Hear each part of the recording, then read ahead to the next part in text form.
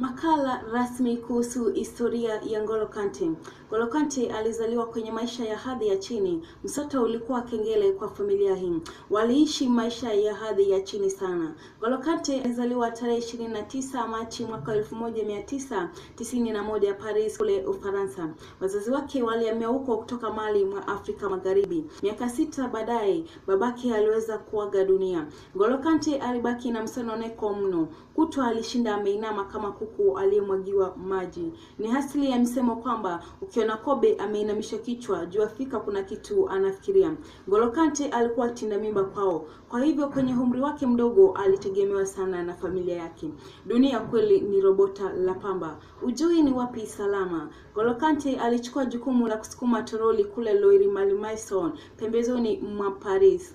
Alimtia sana ujasiri mamake, akaenda kutafuta kazi za mfagiaji ofisini ili wasaidiane kwa kipato pale nyumbani. N'Golo Kante alisafiri masafa marefu akiokota takataka vitongojini magharibi mwa Paris.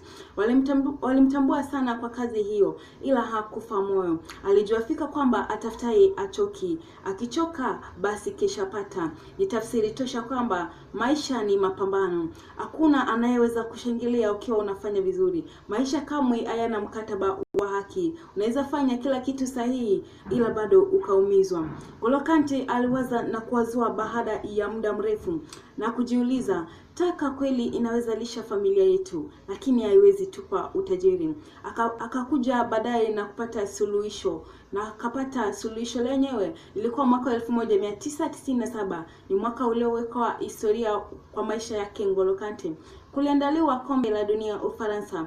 Kwa hivyo alipata fedha mingi kutokana na wingi wa taka alizozoa, mashabiki wakitupa uwanjani. Enzi zake Zidane. Ufaransa ni nchi kulikozaliwa vipaji vingi. Alifahamiana mno zaidi na viongozi wa FIFA kutokana na kazi hiyo aliyofanya kuzoa taka. Mwaka 1998 akiwa na umri wa miaka 4 tu, alipenda sana soka, hivyo akajiunga na JS Rennes. Wengi walimshangaa chaguo hilo kwa sababu walihisi kwamba yeye ni mtu hovyo kabisa na hawezi kusakata kandanda. Hivyo ni asili kwamba wakati unapambana kwa pambanio yako, binadamu anaweza kuona hauna dhamani, ila machoni pake hala wewe ni mtu wa thamani sana. Mwaka 2012 alisajiliwa na Leicester City kutokana na ubora wake kwenye kandanda. Mwaka 2015 hadi mwaka 2016 alisaidia Leicester City kubeba taji la EPL, kombe la Europa na UEFA Club bingwa barani Ulaya.